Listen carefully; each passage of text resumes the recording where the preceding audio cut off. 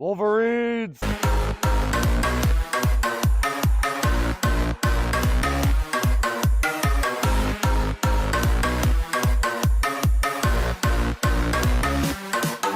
If you've ever had a FUD try to justify why they just had multiple malfunctions in a row shooting drills or a competition on the flat range, go ahead and hit that like and subscribe button. Guys, welcome back to the Trench Grenade channel.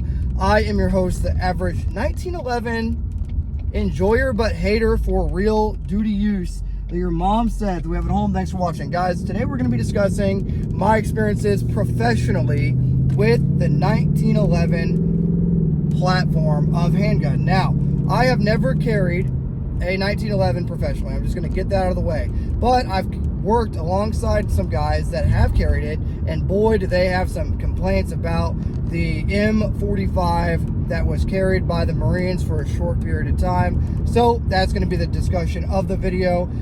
If you want to support this channel, you guys know we're pretty much demonetized by YouTube. What does that mean? That means you may have to sit through some ads on my channel, but guess what? I don't see any of that revenue because I post gun content, or what is it that they said? High risk content, right? According to YouTube's policies or terms of service, my channel is a a high risk or untrusted content creator. So if you want to support me, go ahead and join the Patreon. It gets you access to a Discord server where you can find buddies to train with and to game with and all the things. And yes, the comment section of this video should be pretty fun. Okay, my experiences. So keep in mind, what handguns have I carried professionally?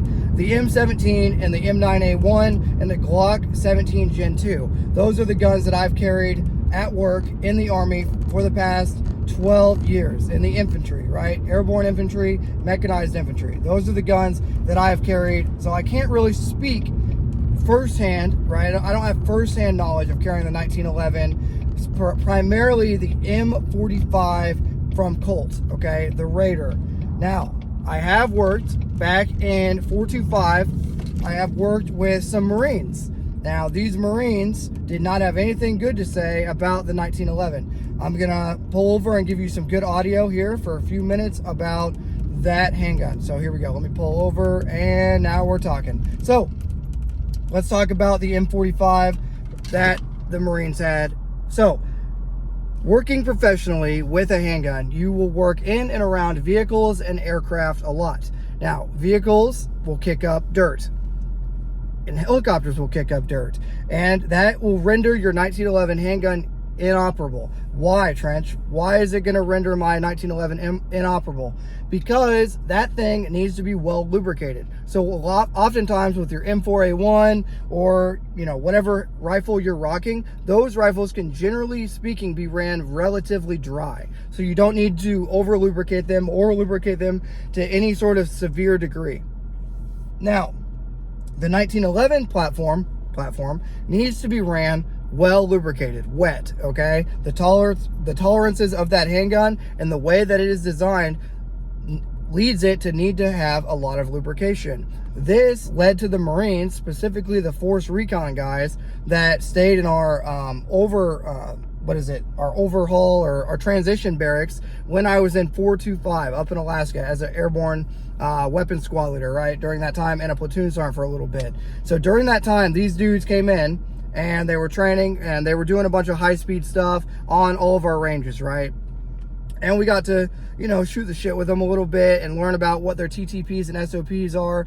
We learned about their squad, the way their squad breakdown is. They have bigger squads compared to the Army rifle squad, which is typically nine guys. Theirs is 12 to 15 Marines. So we were just trading SOPs and what works for us and what works for them. And during this time, while we were, you know, having this interoperability with the Marine units that were rotating through the Force Recon guys and the reservists had a lot of M9s still at the time. But what we learned really quick is they hate the 1911. They hate it. They had nothing but bad things to say about the 1911.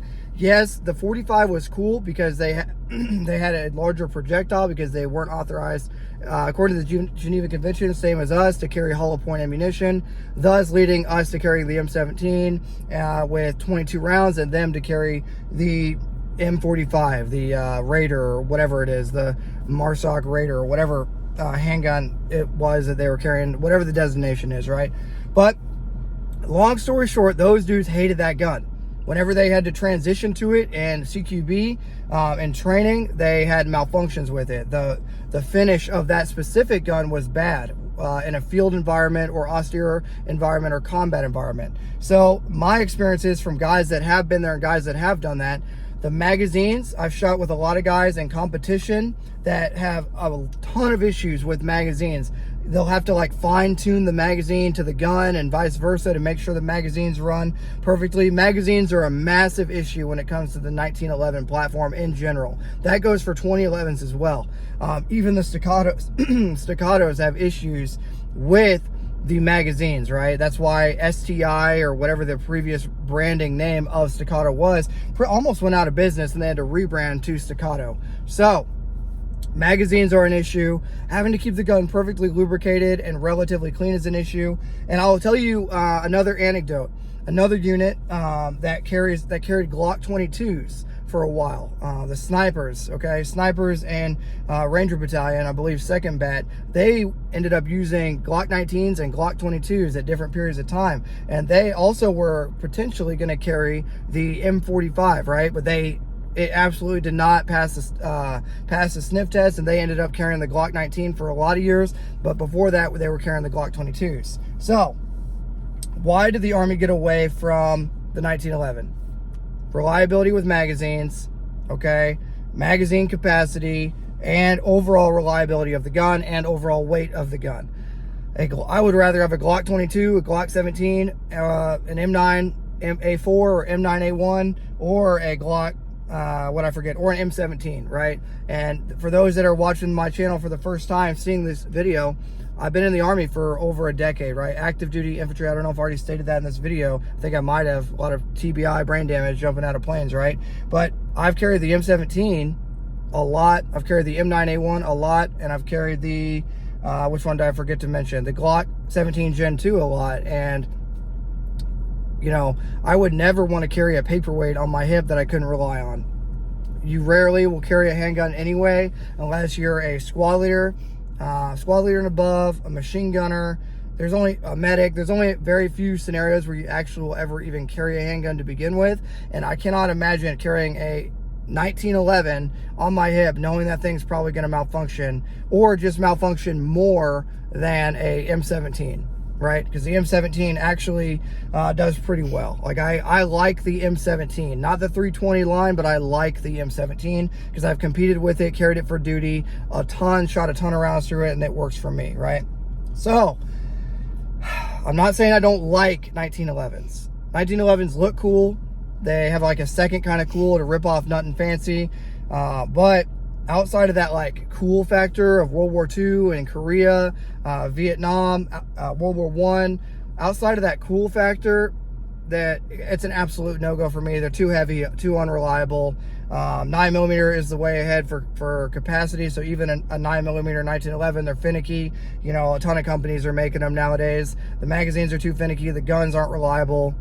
Yeah, so yeah, that's my 2 cents. If you were to ask me, Trench, should I get a 1911 for duty, for concealed carry? No, you should not. Get a Glock 19, you know, get whatever, all the brands I just listed, M&P 2.0, Glock 19. If you're going to carry it for duty, the M17 is good if you put a new barrel. If you're like a cop and you can put a new barrel in it and the new grip module from Wilson Combat, then do that. But yeah, that's my advice. Stay away from the 1911s for anything for real use, right? Okay, now that I've ranted about why 1911s are not good for duty use or concealed carry, I look forward to reading all of the haters down below, because dude, it's going to be crazy. I've noticed that you guys, there's the vast majority of you guys are super freaking based. You're based in reality with your opinions and thoughts, but there are some guys that will die.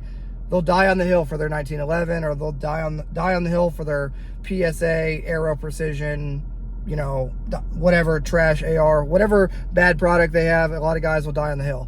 I would rather have a 1911 than I would a PSA. I'm just saying. Anyway, thanks for being here, guys. I look forward to reading the comments down below. If you got this far, remember to hit the like button. It helps out more than you guys know. Leave a comment on your thoughts on the 1911. Yes, we all think they look cool, but no, they're not good for duty. Thanks for being here, and until next time, this is going to be Trench Grenade and a sleepy Nighthawk. We're on a cut right now, so she's ready for her meal prep. Right, we just got done with the gym. So this is going to be Trench Grenade and Nighthawk, your average 1911 enjoyers, but not for duty use. People that your mom said that we have it all. I'm signing out. Cheers. Wolverines!